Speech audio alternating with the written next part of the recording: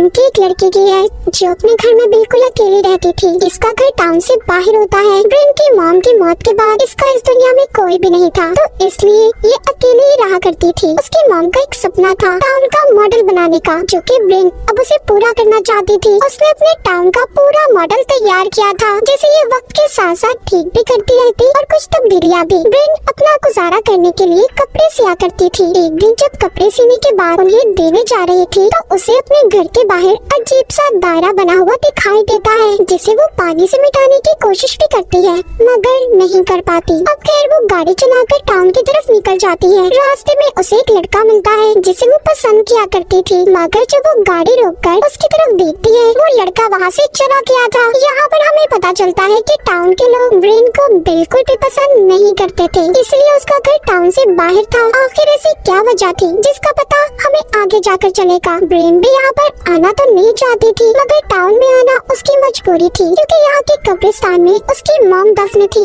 इसलिए हर बार वो अपनी मॉम की कब्र पर लाश में जाती। तभी जब ये उधर जाती है तो उधर भी बहुत से लोग थे। ब्रेन जब उन्हें हाय बोलती है तो कोई भी बेचारी का जवाब नहीं देता, सभी उसे इग्नोर कर रहे थे, मतलब कोई भी उस पर तवज्जो नहीं देता। अब रास्ते में जाते हुए इसे अपनी बचपन के दोस्त मॉड के मॉम डैड दिखाई देते हैं, जिन्हें देखकर ये छुप जाती है। यहाँ पर ये बात तो साफ थी कि इसका टाउन में आना बिल्कुल मना था। ब्रेन खुद अकेली नहीं रहना चाहती थी, बल्कि ये उसकी मजबूरी थी। अब वो घर आकर अपने बचपन के दोस्त मॉड को खत लिखती है। तभी उसके घर पोस्टमैन डाकिया आता है, जो एक बॉक्स देने आया था, जिसमें एक छोटा सा स्कूल था जो इसने अपने टाउन के मॉडल के लिए मंगवाया था। वो स्कूल को अपने मॉडल में रखकर बहुत खुश होती है। इसी तरह हंसते खेलते वो अपने खत को भी पूरा करती है, जो कि मॉड को लिख रही थी वो, जिसमें अब ये लिखती है, मॉड मैं जानती हूँ मैं खुद को कभी भी माफ नहीं कर पाऊंगी और मैं तुम्हें हर वक्त याद करती हूँ। इसके घर में मॉड की तस्वीरें भी थी, जो सिर्फ उसके बचपन की थी। क्या मॉड कहीं पर चली गई थी? आखिर मॉड का राज क्या था? अब इन सब बातों के बारे में हमें आगे जाकर पता चलेगा। एक रात ब्रेन जब सो रही होती है, तभी अचानक से उसके घर की सारी लाइट्स जल जाती हैं, मगर ब्रेन अब भी सो रही थी। कुछ देर के बाद सारी लाइट्स बंद भी हो गई थी। तभी बाहर से किसी चीज के गिरने की आवाज आती है, जिसकी आवाज सुनकर ब्रेन जाग गई थी। वो आवाज दरअसल बाहर से डस्टबिन गिरने की थी। जब ब्रेन उसे ठीक करने के लिए जाने के लिए लाइट जलाती है, तो ये क्या, उसके घर की कोई भी लाइट नहीं जलती। जब वो नीचे आती है तो देखती है उसके घर का दरवाजा खुला था और उसके घर में एक अजीब सा क्रिएचर घूम रहा था। ब्रेन जब गौर करती है तो उसे पता चलता है कि वो कोई क्रिएचर नहीं बल्कि एलियन था। उसने भी ब्रेन को देख लिया था, इसलिए अब वो उसका पीछा करता ऊपर की तरफ आ जाता है। ब्रेन जल्दी से भागकर अपने कमरे में बेड के साइड पर छुप गई थी। वो एलियन जब ब्रेन के कमरे में पहुंचता है तो वो बेड के नीचे जाकर छुप जाती है। उसने करीब से उस एलियन के पाँव देखे थे, जो बहुत ही अजीब थे। जब उस एलियन को कोई नहीं मिलता, वो खिड़की से बाहर निकल जाता है। अब ब्रेन जल्दी से खिड़की को बंद करती है। तभी उसे महसूस होता है कि जैसे वो एलियन उसकी छत पर चल रहा हो, इसलिए वो जल्दी से नीचे जाकर अपने दरवाजे को भी बंद कर लेती है। तभी उसके घर की सारी लाइट्स जलने बुझने लगती हैं। जितनी भी इलेक्ट्रॉनिक डिवाइसेस थी वो भी खुद ब खुद चल रही थी। ये सब देखकर ब्रेन पुलिस को कॉल करती है, मगर उसका फोन भी काम नहीं कर रहा था। फोन की भी वही हालत थी जो उसके फ्रिज की थी। दरअसल सब चीजों को वो एलियन ही कंट्रोल कर रहा था। ब्रेन डरकर कोने में जाकर बैठ जाती है। तभी उसके करीब वो एलियन आता है। यहाँ पर ब्रेन ने एलियन के चेहरे को गौर से देखा था, जिसे देखकर वो डर जाती है और उस एलियन को धक्का देकर अपने कमरे की तरफ भागती है। तभी एकदम से घर के दरवाजे में धमाका होता है, जो ब्रेन को आकर लगा था। ये सब कुछ भी एलियन नहीं किया था, वो बिना हाथ लगाए उसके घर की हर चीज को कंट्रोल कर रहा था। अब जब ब्रेन टाउन के मॉडल की तरफ जा रही थी तो एलियन उस टेबल को भी गिरा देता है। तभी ब्रेन के हाथ में टेबल की टूटी हुई लकड़ी आती है। यहाँ पर एलियन जब ब्रेन को पकड़ने की कोशिश कर रहा था तो ब्रेन उस लकड़ी के टुकड़े को एलियन के सर में मार देती है, जिससे उस एलियन की वहीं पर मौत हो गई थी। ये देखकर ब्रेन बहुत ज्यादा डर जाती है और सारी रात उस एलियन की लाश के आगे बैठकर गुजार देती है। जब सुबह होती है तो ब्रेन एलियन की लाश पर चादर ढकती है और पुलिस को भी कॉल करती है, मगर उसका फोन डेड था। फोन के साथ साथ घर की सारी इलेक्ट्रॉनिक डिवाइसेस भी खराब हो चुकी थी। इसका मतलब ये सब उस एलियन के मरने की वजह से हुआ था, क्योंकि सब कुछ वो कंट्रोल कर रहा था। ये देखकर ब्रेन अब यहाँ से जाने लगती है, मगर उसकी गाड़ी में डेड थी। अब वो सोचती है कि उसे क्या करना चाहिए। तभी उसकी नजर अपने सर पर जाती है जहाँ से खून बह रहा था। अब वो जल्दी से नहाने जाती है और तैयार होकर अपने अंदर आने वाले रास्ते के आगे एक सोफा लगाकर बंद कर देती है। दरअसल कल रात एलियन से लड़ाई के दौरान इसका दरवाजा एलियन ने ब्लास्ट कर दिया था। उसने सोफा तो लगा दिया मगर इसका कोई फायदा नहीं था।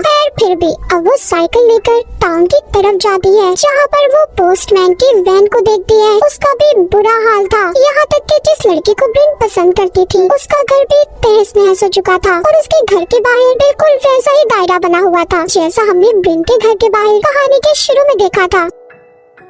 इसके बाद वो जल्दी से पुलिस स्टेशन जाती है जहाँ पर मॉड के मॉम डैड थे। मॉड की मॉम उसके मुंह पर थूक देती है। इस बात को देखकर ये अंदाजा तो हो गया होगा कि मॉड के घर वाले उससे कितनी नफरत करते थे। ब्रेन इस बात को समझ चुकी थी कि उसे टाउन से कोई मदद नहीं मिलने वाली, इसलिए वो रोते हुए अपने घर वापस जाती है। मगर रास्ते में उसकी तबीयत खराब हो रही थी। उसे संभालने वाला भी कोई नहीं होता। ब्रेन को ये समझ आ गई थी कि उसका इस टाउन में कोई भी नहीं है और उसका घर तो एलियन के हमले से तबाह हो गया। इसलिए जब वो अपने सामने से गुजरती हुई बस को देखती है उसने यहाँ से जाने का फैसला कर लिया था कि इस टाउन को छोड़कर वो हमेशा हमेशा के लिए चली जाएगी। तभी हम देख पाते हैं टाउन के सभी घरों के सामने वो ही गोल दायरा था जो हमने ब्रेन के घर के बाहर कहानी के शुरू में देखा। मतलब यहाँ पर भी एलियन का हमला होने वाला था। वो दायरा एलियंस ने ही बनाया था। तभी बस में बैठे ब्रेन पर पोस्टमैन हमला कर देता है। दरअसल वो एलियन के कंट्रोल में था। उसके गले में कोई ऐसी चीज थी जिससे एलियन का इंसानों पर कब्जा हो चुका था। एलियन नहीं चाहते थे कि कोई भी इंसान इस टाउन को छोड़कर चला जाए, इसलिए पोस्टमैन भी ब्रेन को रोक रहा था। उस बस में और भी बहुत से लोग थे जो एलियंस के कब्जे में थे। अब उनसे बचते हुए ब्रेन भागकर एक चर्च में आ जाती है मगर वहाँ का दरवाजा बंद था। पास ही में वो एक कब्रिस्तान देखती है। अब वो उसके अंदर एक कब्र के पास जाती है जो कि मॉड की थी, यानी कि इसके बचपन की दोस्त मर चुकी थी जो कि ब्रेन की गलती की वजह से मरी थी और इसीलिए टाउन के सभी लोग इससे नफरत करते थे। खास तौर पर मॉड के मॉम डैड। कहानी में एक पहलू तो क्लियर हो गया, मॉड मरी हुई थी जिसकी वजह ब्रेन खुद थी, इसीलिए वो अपने दोस्त को खत लिखती रहती कि वो उसे माफ कर दे। वो बहुत शर्मिंदा है। तभी ब्रेन की नजर जब आसमान पर जाती है तो देखती है हर तरफ काले बादल छा गए हैं। आसमान पर बहुत सारी एलियन स्पेसशिप थी। वो डर कर जब वहाँ से भागती है तो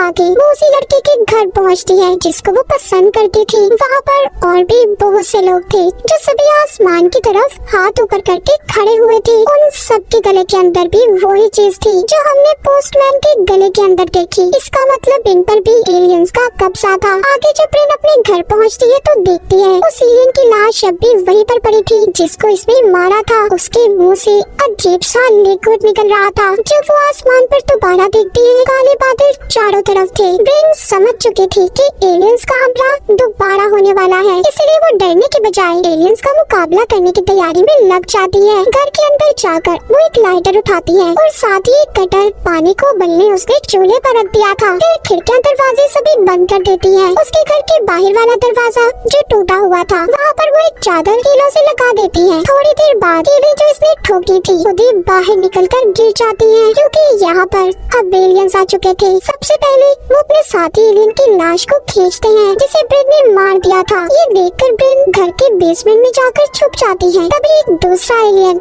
इसके घर में दाखिल होकर इसके पास बेसमेंट में आ गया था। वो उस एलियन को कैंची उठाकर मारना चाहती थी लेकिन उसके अंदर जो ताकत थी वो हर चीज को अपनी तरफ खींच सकता था, इसलिए वो कैंची को भी खींच लेता है। ब्रेन के हाथ में मॉड और उसकी जो तस्वीर थी उसे भी एलियन ने अपनी तरफ खींच लिया था और उसे बहुत ही गौर से देख रहा होता है। इसी बात का फायदा उठाकर ब्रेन वहाँ से भाग गई थी और वापस ऊपर आ जाती है। तभी ऊपर उसे एक छोटा एलियन दिखाई देता है। था तो वो छोटा मगर उसके हाथ बहुत लंबे थे। वो ब्रेन को अपने हाथों से पकड़ने की कोशिश कर रहा था। ब्रेन उससे अपने आप को छुड़वाती है और खोलता पानी जो इसने उबलने रखा था उस छोटे एलियन पर डाल देती है, मगर उस एलियन को इससे कुछ भी नहीं हुआ था। अब ब्रेन अपने बाथरूम में छुप गई थी लेकिन वो एलियन इतना तेज था बाथरूम के दरवाजे को भी अपने हाथों से चीर फाड़ कर देता है। तभी ब्रेन अब खिड़की के रास्ते वहाँ से भागने की कोशिश करती है। जल्दी से एलियन ने उसकी टांगों को पकड़ लिया था। ब्रेन झाड़ू उठाकर उस एलियन को मारती है। लड़ाई के दौरान झाड़ू का डंडा भी टूट जाता है। अब उसे टूटे हुए डंडे को ब्रेन उस एलियन के कंधे में मारती है। उसे अलमारी से लटका दिया था। फिर उसके सर में अलमारी का दरवाजा देकर मारती है। इतनी कोशिश के बाद आखिरकार उसने उस एलियन को मार दिया था। ब्रेन जब बाहर आती है तो एक और एलियन एलियन उसका इंतजार कर रहा था, जिसके हाथों के साथ साथ टांगे भी बहुत लंबी थी। यहाँ पर ब्रेन कुछ समझ नहीं पाती, तभी पीछे से पोस्टमैन आकर उसे अपने साथ ले जाता है, जो कि अब भी एलियंस के कंट्रोल में था। बाहर जो एलियन था वो इशारे से अपने साथियों को यहाँ पर बुलाता है। एलियंस का स्पेसशिप वहाँ पर आ चुका था, जो कि अब ब्रेन को अपने साथ ले जाना चाहते थे, क्योंकि वो उनके साथियों को मार रही थी। तभी जब स्पेसशिप से सफेद रोशनी नीचे की तरफ आती है, तो उस रोशनी की तरफ ब्रेन पोस्टमैन को धक्का दे देती है, लेकिन कुछ देर के बाद वो वापस जमीन पर आकर गिर जाता है। यहाँ पर मतलब साफ था, वो एलियन सिर्फ ब्रेन को ही यहाँ पर लेने आए थे। लंबी टांगों वाला एलियन भी ब्रेन के पीछे था, वो उसके घर के ऊपर चढ़ जाता है। तभी जल्दी से ब्रेन अपनी गाड़ी में जाकर छुप गई थी, लेकिन एलियन वहाँ पर भी आ चुका था। ब्रेन जल्दी से गाड़ी से बाहर आती है और उस एलियन को गाड़ी में ही बंद करके उस पर जलता हुआ लाइटर छोड़ देती है, जिससे गाड़ी में बहुत बड़ा धमाका होता है। वो एलियन भी ब्लास्ट होने की वजह से मर गया था, मगर अब भी एलियंस के स्पेसशिप से निकलने वाली सफेद रोशनी ब्रेन का पीछा कर रही थी। वो भागते हुए अपने घर के अंदर आ जाती है। तभी उसे अंदर एक और एलियन मिलता है, जो पहले बेसमेंट में इसके पीछे आया था, जो उसे मारने की बजाय उसकी तस्वीरों को गौर से देख रहा था। तभी पीछे से ब्रेन उस एलियन पर हमला करने का सोचती है, लेकिन एलियन को इस बारे में पता चल चुका था, इसलिए वो ब्रेन पर हमला करके उसे दूर फेंकता है। और अब एक लाल रोशनी ब्रेन के घर के अंदर आती है, जिसने उसे फ्रीज कर दिया था, यानी कि वो वहाँ पर जम गए थे। अब एलियन उसके पास आता है और अपने मुंह से अजीब सी चीज निकालता है। दरअसल ये पैरासाइट की तरह काम करता था। इन एलियंस का ये एक हथियार था, जिसको वो उसके मुंह में डाल देता है। इस तरह वो दूसरे लोगों की तरह ब्रेन को भी कंट्रोल कर सकता था। मतलब जितने भी लोग एलियंस के कंट्रोल में थे, उन सबके गले में यही पैरासाइट था। तभी ब्रेन जाग जाती है। देखने में ऐसा लग रहा था कि जैसे वो सपने से जागी हो। असल में अब वो पैरासाइट ब्रेन के जिस्म पर हावी हो चुका था। उसके दिमाग को पूरी तरह से उसने अपने कंट्रोल में कर लिया था। ब्रेन को उसने उसके सपनों की दुनिया में फंसा दिया था, जहाँ पर वो अपने टाउन वाली दुनिया और मॉड के साथ जिंदगी गुजारेगी। जब वो अपने सामने मॉड को देखती है, तो उसे सॉरी करती है कि वो उसे माफ कर दे। तभी यहाँ पर ब्रेन को ये बात समझ आती है कि ये सिर्फ उसका एक सपना है। असलियत में तो उसकी दोस्त मॉड मर चुकी है, इसलिए वो अपने हलक में हाथ डालकर उस पैरासाइट को निकाल देती है, जो उस एलियन ने उसके गले में डाला था। ऐसा करते ही वो अपनी असल दुनिया में होश में आ गई थी। अब जैसे ही वो उस पैरासाइट को जमीन पर गिराती है, उस पर ऊपर से ऑरेंज लाइट पड़ती है, जिससे उस पैरासाइट को एक नया जिस्म मिल रहा था, जो कि ब्रेन का था। आसमान पर एलियंस के बहुत से स्पेसशिप थे, हर कोई अपना काम कर रहा था। यहाँ पर हमें उन स्पेसशिप से निकलने वाली रोशनी के बारे में पता चलता है। सफेद रोशनी इंसानों को ऊपर खींचने के लिए थी, लाल फ्रीज करने के लिए, जबकि ऑरेंज एक नया जिस्म बनाने के लिए थी। अब जो उस पैरासाइट से एलियन ब्रेन बनी थी, वो असल ब्रेन पर चाकू से हमला कर देती है, जिससे वो नीचे गिर जाती है। और तभी सफेद रोशनी उसे ऊपर स्पेसशिप में ले गई थी, जहाँ पर ढेर सारे एलियंस थे। वो उसके दिमाग पर उंगली रखकर उसकी यादों को जानना चाहते थे। इससे हमें भी यहाँ पर पता चलता है कि उसके साथ उसकी पुरानी जिंदगी में क्या हुआ था, सारा टाउन उससे नफरत क्यों करता था, और उसकी दोस्त आखिर मरी कैसे थी। तो असल में हुआ कुछ यूँ था, बचपन में ब्रेन और मॉड का झगड़ा हो गया। मॉड ब्रेन को धक्का दे देती है, जिसके बदले में ब्रेन ने एक पत्थर उठाकर मॉड को मार दिया और उसकी मौके पर ही मौत हो गई। बड़ी ब्रेन अपने ख्यालों में छोटी ब्रेन को खत लिखने से भी बार बार मना करती थी, ताकि उसकी जिंदगी आगे बढ़ पाए, उसे पुरानी यादें याद न आए। सब कुछ जानने के बाद एलियंस ये फैसला करते हैं कि ब्रेन को वो उसकी दुनिया में वापस भेज देंगे। तभी वो उसे दोबारा नीचे फेंक देते हैं। वो वापस आकर अच्छा महसूस कर रही थी, उसने अपनी दुखी यादों को भुला दिया और एलियंस का मुकाबला किया। हम देखते हैं ब्रेन हंसी खुशी अपनी जिंदगी गुजार रही है। सारा टाउन अब उससे अच्छे से बात भी करता है। जिस लड़की को वो पसंद करती थी, वो भी उसके साथ अब ठीक हो गया था। वो एक पार्टी में नाच रही होती है, उसके साथ एक लड़की भी थी। ब्रेन की जिंदगी बिल्कुल ऐसी थी जैसी उसने चाही। आसमान पर अब भी एलियन स्पेसशिप घूम रहे थे। ऐसा हो सकता है कि एलियंस का अभी भी पूरे टाउन पर कंट्रोल हो और उन्होंने ब्रेन की यादों को जानने के बाद उसके मुताबिक सब कुछ ठीक कर दिया, क्योंकि ब्रेन ही इकलौती थी जिसने उन एलियंस का मुकाबला किया था। तो यहाँ पर फिल्म के नाम के मुताबिक कहानी भी क्लियर हो जाती है, no one will save you. यहाँ पर तुम्हें कोई नहीं बचाएगा, तुम्हें अपनी मदद खुद करनी है। ब्रेन को किसी ने भी नहीं बचाया था, टाउन के किसी इंसान ने उसकी मदद नहीं